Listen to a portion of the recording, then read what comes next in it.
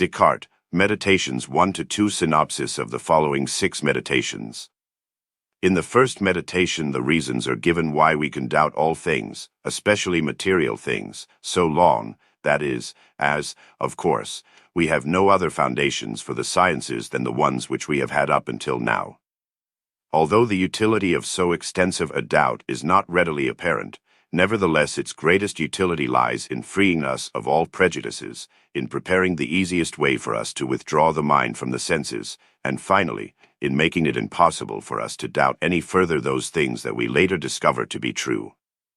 In the second meditation, the mind, through the exercise of its own freedom, supposes the non-existence of all those things about whose existence it can have even the least doubt.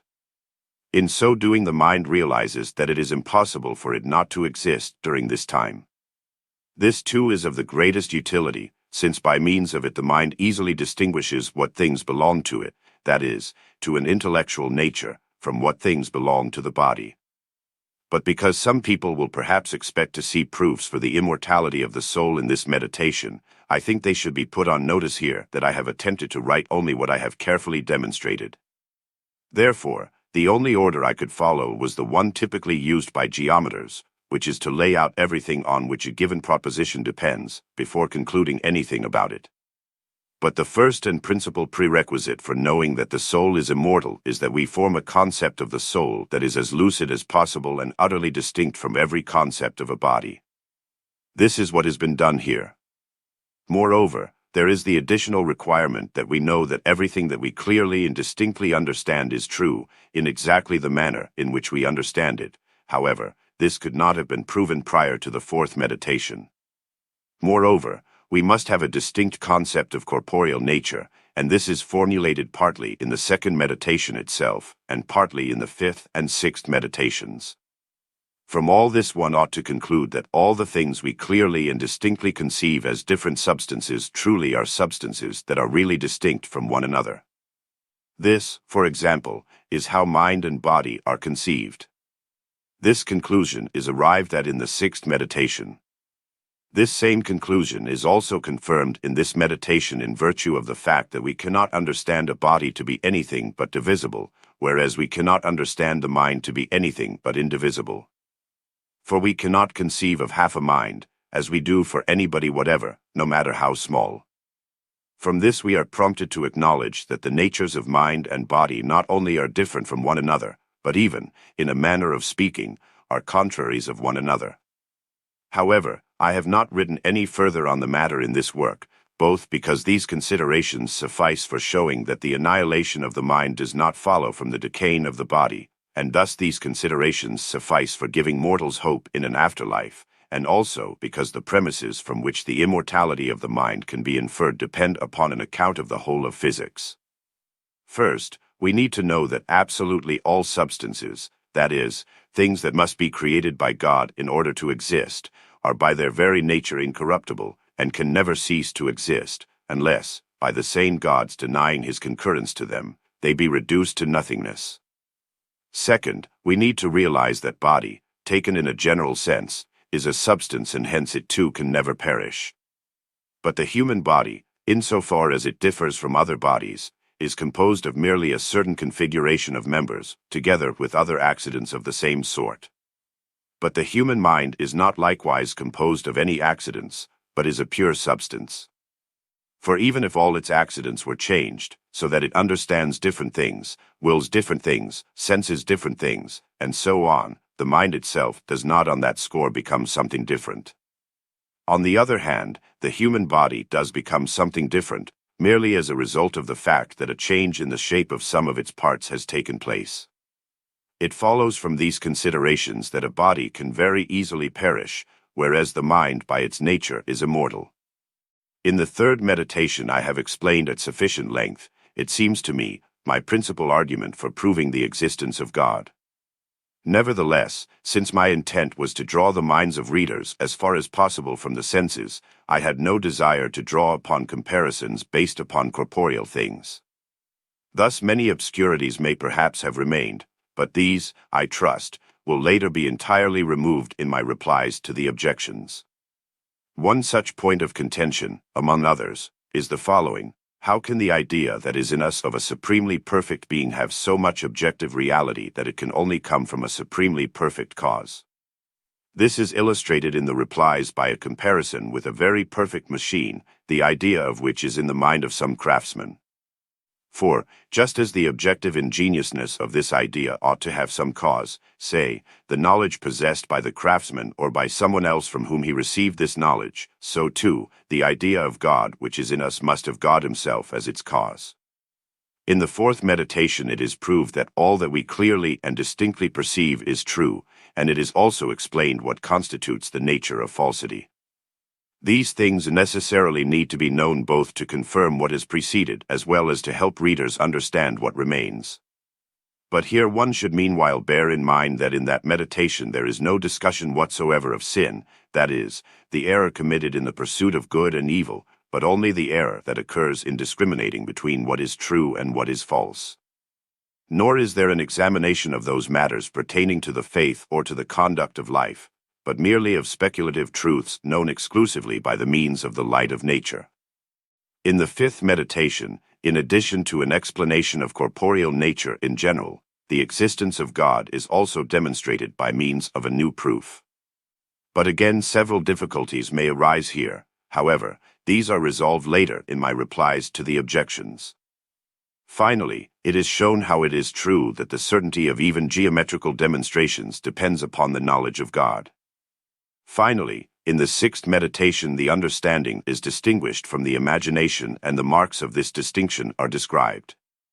The mind is proved to be really distinct from the body, even though the mind is shown to be so closely joined to the body that it forms a single unit with it. All the errors commonly arising from the senses are reviewed. An account of the ways in which these errors can be avoided is provided. Finally, all the arguments on the basis of which we may infer the existence of material things are presented not because I believe them to be very useful for proving what they prove, namely, that there really is a world, that men have bodies, and the like, things which no one of sound mind has ever seriously doubted, but rather because, through a consideration of these arguments, one realizes that they are neither so firm nor so evident as the arguments leading us to the knowledge of our mind and of God, so that, of all the things that can be known by the human mind, these latter are the most certain and the most evident. Proving this one thing was for me the goal of these meditations. For this reason, I will not review here the various issues that are also to be treated in these meditations as the situation arises. Meditations on First Philosophy, in which the existence of God and the distinction between the soul and body are demonstrated. Meditation 1, concerning those things that can be called into doubt. Several years have now passed since I first realized how numerous were the false opinions that in my youth I had taken to be true, and thus how doubtful were all those that I had subsequently built upon them. And thus I realized that once in my life I had to raise everything to the ground and begin again from the original foundations, if I wanted to establish anything firm and lasting in the sciences. But the task seemed enormous, and I was waiting until I reached a point in my life that was so timely that no more suitable time for undertaking these plans of action would come to pass. For this reason, I procrastinated for so long that I would henceforth be at fault, were I to waste the time that remains for carrying out the project by brooding over it. Accordingly, I have today suitably freed my mind of all cares, secured for myself a period of leisurely tranquility, and am withdrawing into solitude. At last I will apply myself earnestly and unreservedly to this general demolition of my opinions. Yet to bring this about I will not need to show that all my opinions are false, which is perhaps something I could never accomplish. But reason now persuades me that I should withhold my assent no less carefully from opinions that are not completely certain and indubitable than I would from those that are patently false. For this reason, it will suffice for the rejection of all of these opinions, if I find in each of them some reason for doubt.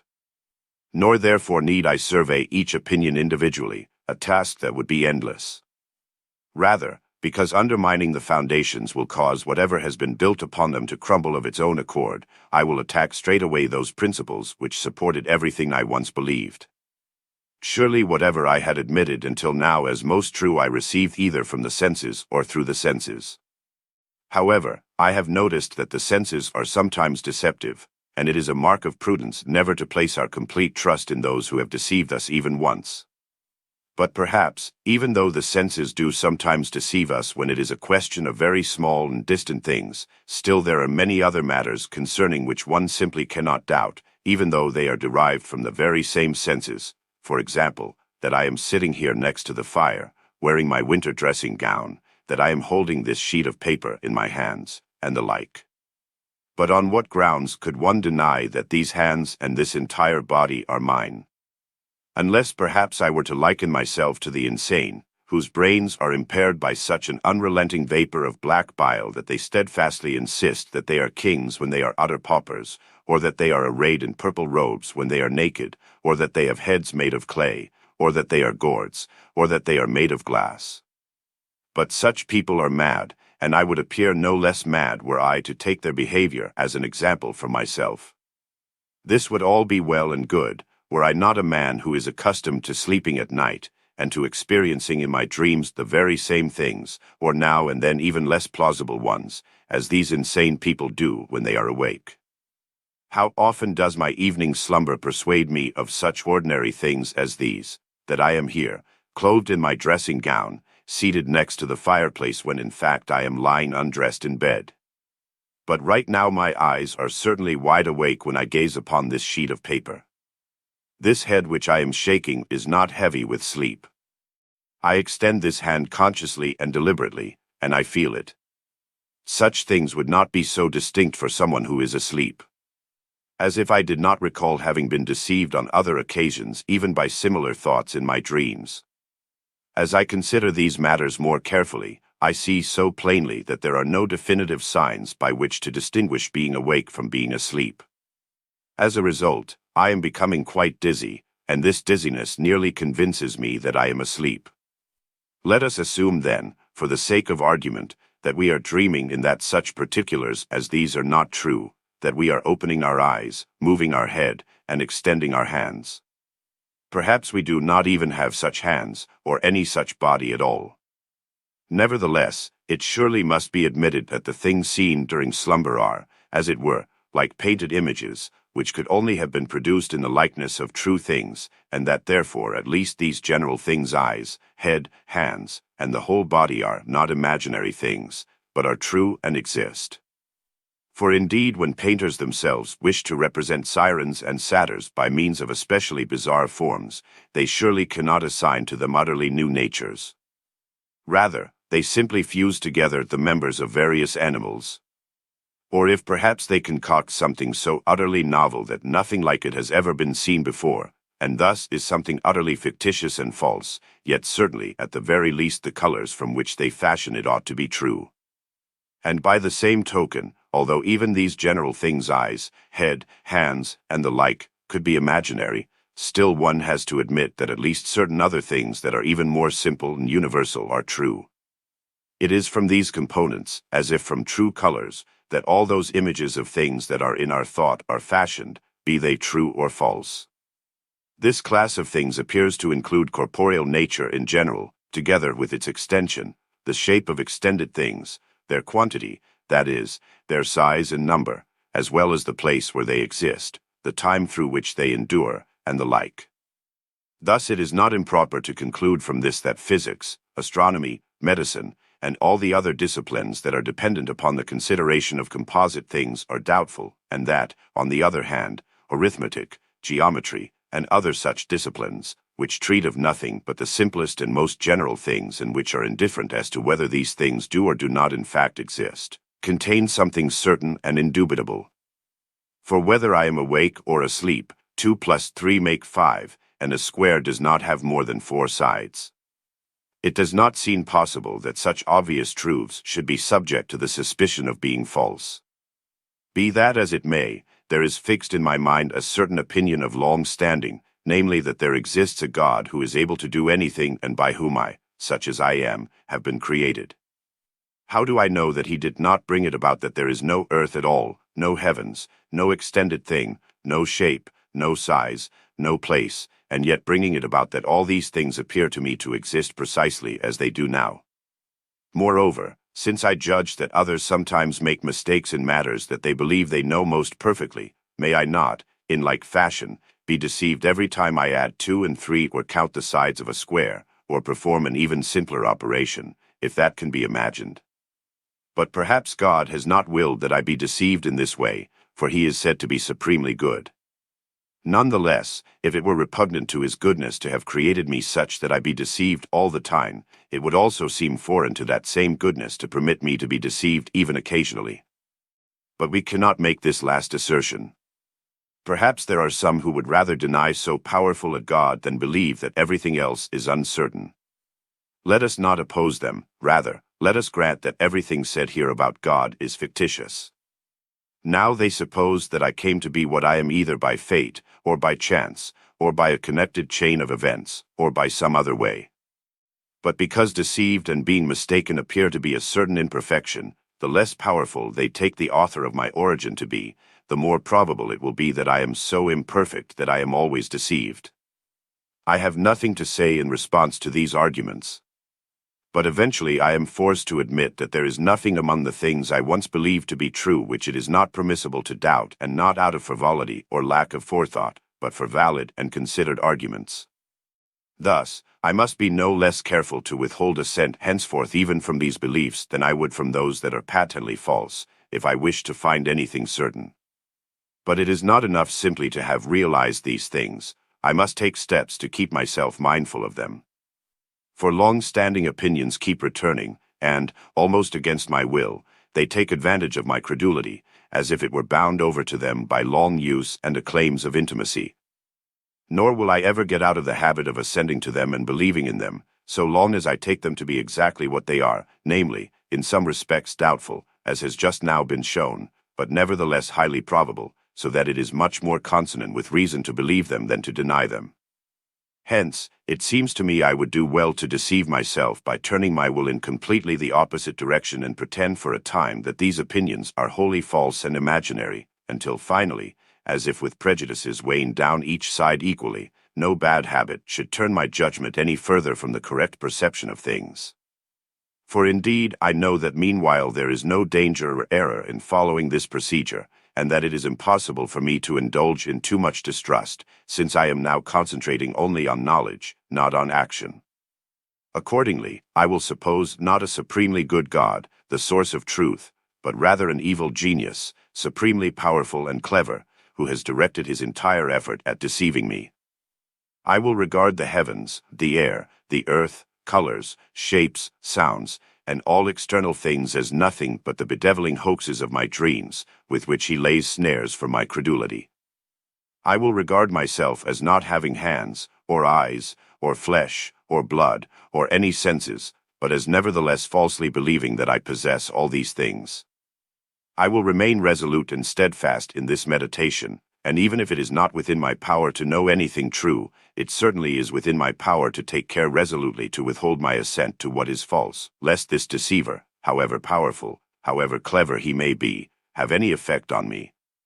But this undertaking is arduous, and a certain laziness brings me back to my customary way of living.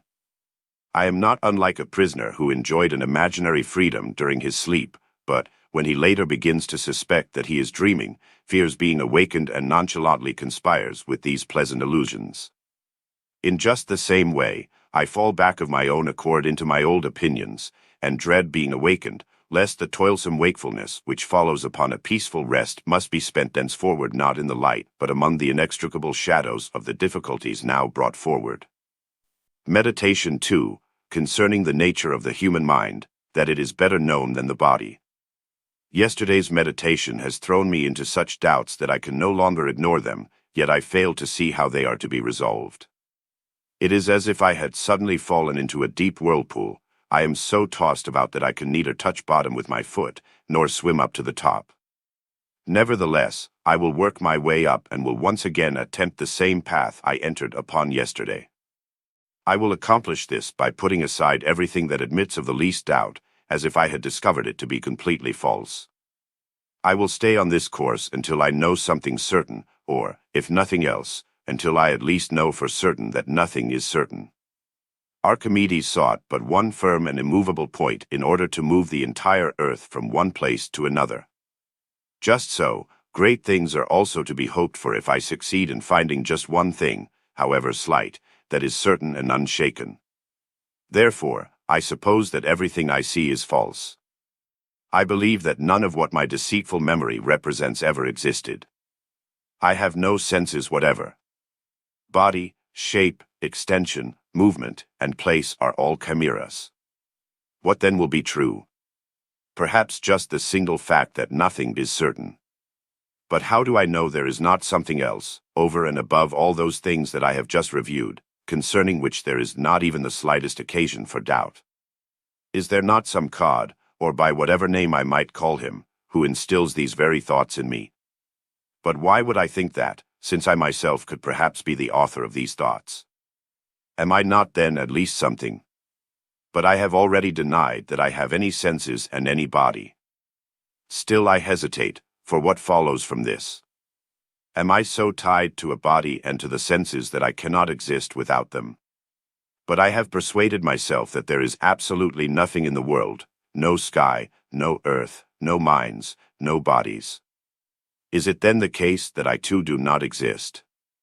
But doubtless I did exist, if I persuaded myself of something. But there is some deceiver or other who is supremely powerful and supremely sly and who is always deliberately deceiving me. Then too there is no doubt that I exist, if he is deceiving me. And let him do his best at deception, he will never bring it about that I am nothing so long as I shall think that I am something. Thus, after everything has been most carefully weighed, it must finally be established that this pronouncement, I am, I exist, is necessarily true every time I utter it or conceive it in my mind. But I do not yet understand sufficiently what I am I, who now necessarily exist. And so, from this point on, I must be careful lest I unwittingly mistake something else for myself, and thus err in that very item of knowledge that I claim to be the most certain and evident of all. Thus, I will meditate once more on what I once believed myself to be, prior to embarking upon these thoughts. For this reason, then, I will set aside whatever can be weakened even to the slightest degree by the arguments brought forward, so that eventually all that remains is precisely nothing but what is certain and unshaken. What then did I formerly think I was? A man, of course. But what is a man? Might I not say of rational animal? No, because then I would have to inquire what animal and rational mean. And thus from one question I would slide into many more difficult ones. Nor do I now have enough free time that I want to waste it on subtleties of this sort. Instead, permit me here to focus on what came spontaneously and naturally into my thinking whenever I pondered what I was. Now it occurred to me first that I had a face, hands, arms, and this entire mechanism of bodily members, the very same as are discerned in a corpse, and which I referred to by the name body. It next occurred to me that I took in food, that I walked about, and that I sensed and thought various things. These actions I used to attribute to the soul. But as to what this soul might be, I either did not think about it or else I imagined it a rarefied I know not what, like a wind, or a fire, or ether, which had been infused into my coarser parts. But as to the body I was not in any doubt. On the contrary, I was under the impression that I knew its nature distinctly. Were I perhaps tempted to describe this nature such as I conceived it in my mind, I would have described it thus. By body, I understand all that is capable of being bounded by some shape, of being enclosed in a place, and of filling up a space in such a way as to exclude any other body from it, of being perceived by touch, sight, hearing, taste, or smell, of being moved in several ways, not, of course, by itself, but by whatever else impinges upon it. For it was my view that the power of self-motion, and likewise of sensing or of thinking, in no way belonged to the nature of the body. Indeed, I used rather to marvel that such faculties were to be found in certain bodies. But now what am I, when I suppose that there is some supremely powerful and, if I may be permitted to say so, malicious deceiver who deliberately tries to fool me in any way he can? Can I not affirm that I possess at least a small measure of all those things which I have already said belong to the nature of the body? I focus my attention on them, I think about them, I review them again, but nothing comes to mind. I am tired of repeating this to no purpose. But what about those things I ascribe to the soul? What about being nourished or moving about? Since I now do not have a body, these are surely nothing but fictions. What about sensing? Surely, this too does not take place without a body, and I seem to have sensed in my dreams many things that I later realized I did not sense. What about thinking? Here I make my discovery. Thought exists. It alone cannot be separated from me, this is certain. But for how long? For as long as I am thinking, for perhaps it could also come to pass that if I were to cease all thinking I would then utterly cease to exist. At this time I admit nothing that is not necessarily true. I am therefore precisely nothing but a thinking thing, that is, a mind, or intellect, or understanding, or reason, words of whose meanings I was previously ignorant. Yet I am a true thing and am truly existing, but what kind of thing? I have said it already, a thinking thing. What else am I? I will set my imagination in motion. I am not that concatenation of members we call the human body.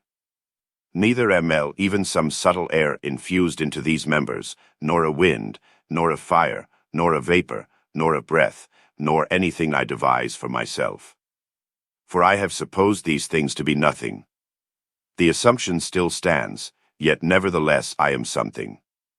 But is it perhaps the case that these very things which I take to be nothing, because they are unknown to me, nevertheless are in fact no different from that me that I know?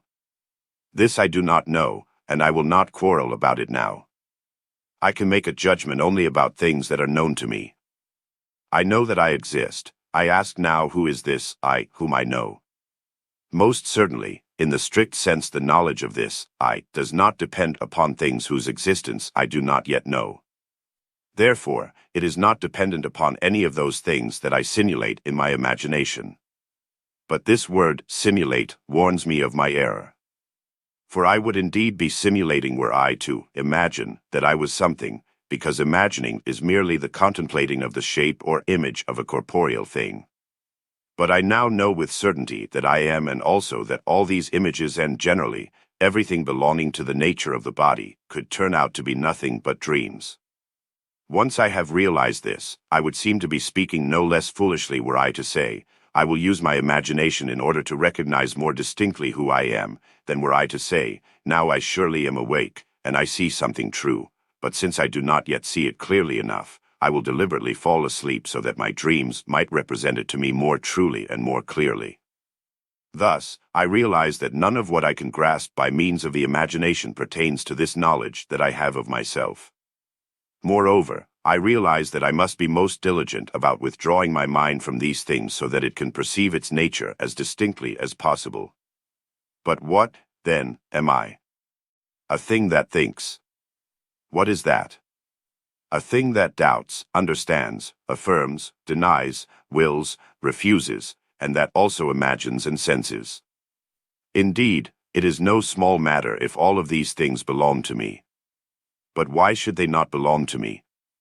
Is it not the very same I who now doubts almost everything, who nevertheless understands something, who affirms that this one thing is true, who denies other things, who desires to know more, who wishes not to be deceived, who imagines many things even against my will, who also notices many things which appear to come from the senses? What is there in all of this that is not every bit as true as the fact that I exist even if I am always asleep or even if my Creator makes every effort to mislead me?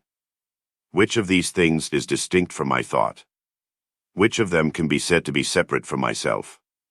For it is so obvious that it is I who doubt, I who understand, and I who will, that there is nothing by which it could be explained more clearly. But indeed it is also the same I who imagines, for although perhaps, as I supposed before, absolutely nothing that I imagined is true, still the very power of imagining really does exist, and constitutes a part of my thought. Finally, it is this same I who senses or who is cognizant of bodily things as if through the senses. For example, I now see a light, I hear a noise, I feel heat. These things are false, since I am asleep. Yet I certainly do seem to see, hear, and feel warmth. This cannot be false.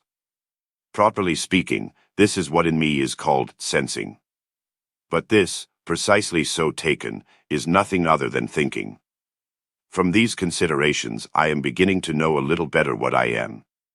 But it still seems, and I cannot resist believing, that corporeal things whose images are formed by thought, and which the senses themselves examine, are much more distinctly known than this mysterious I, which does not fall within the imagination.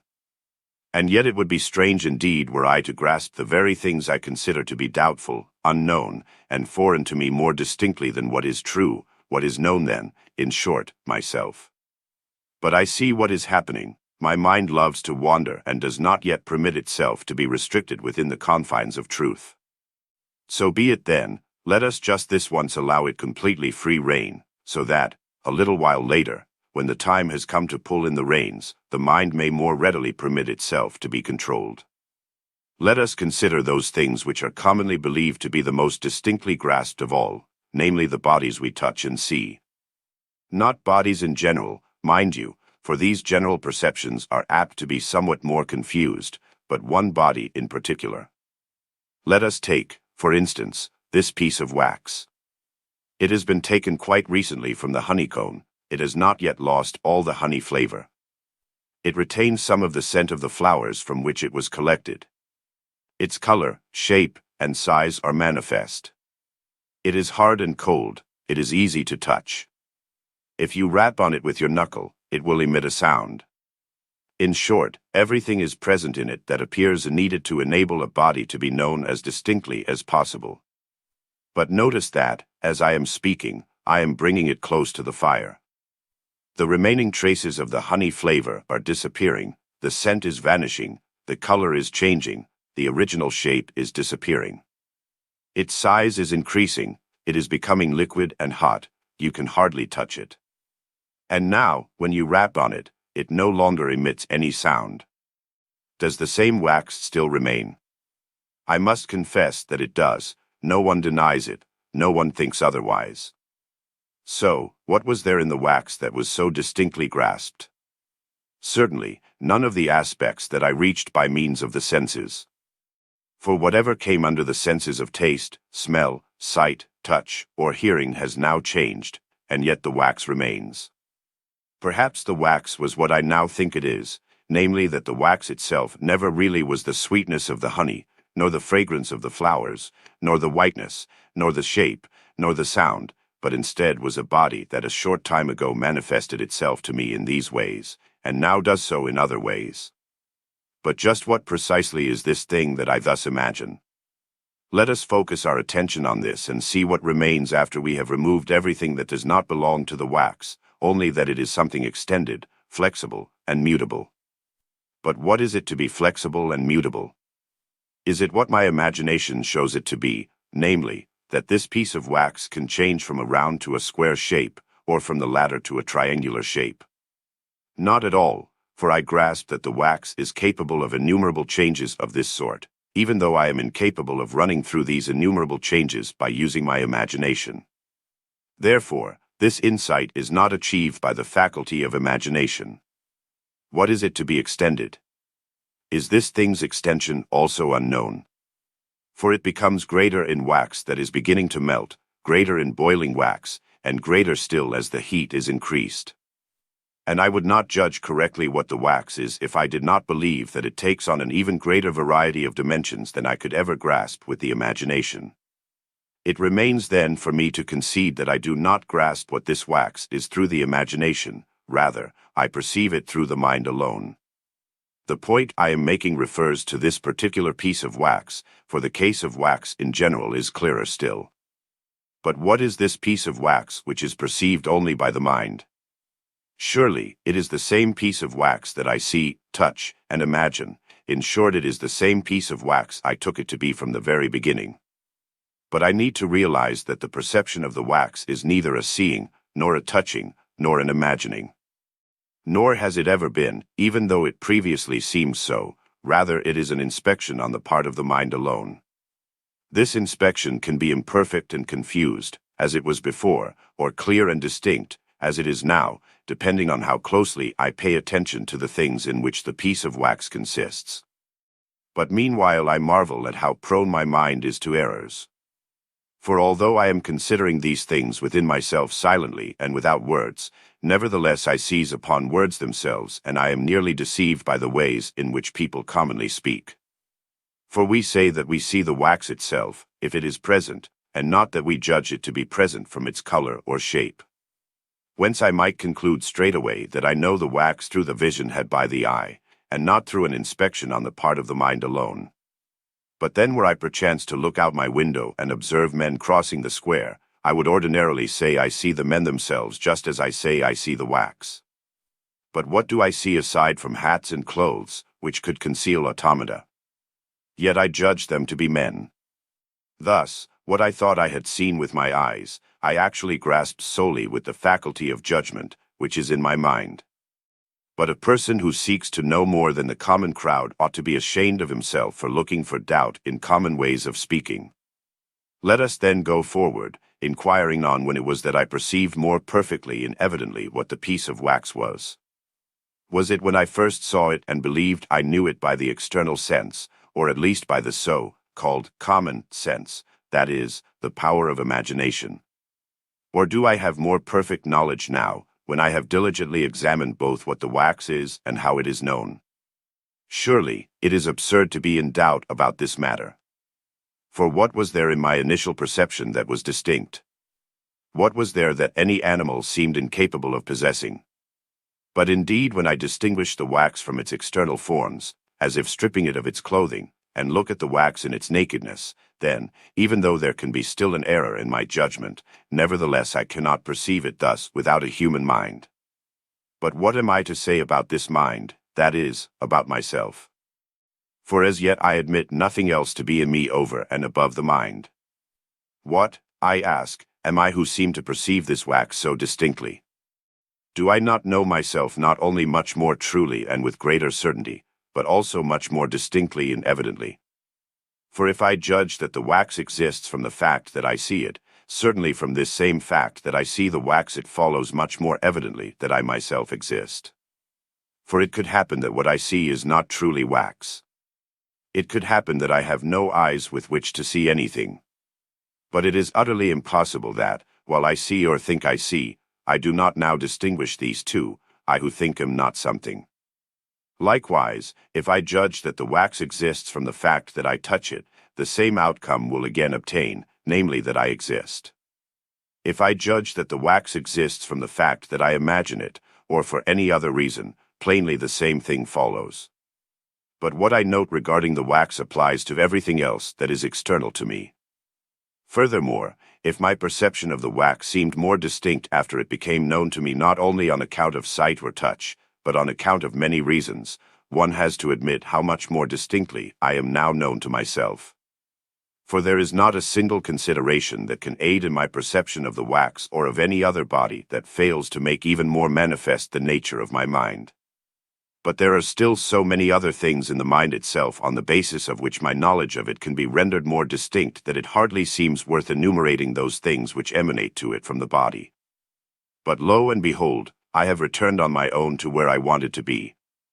For since I now know that even bodies are not, properly speaking, perceived by the senses or by the faculty of imagination, but by the intellect alone, and that they are not perceived through their being touched or seen, but only through their being understood, I manifestly know that nothing can be perceived more easily and more evidently than my own mind.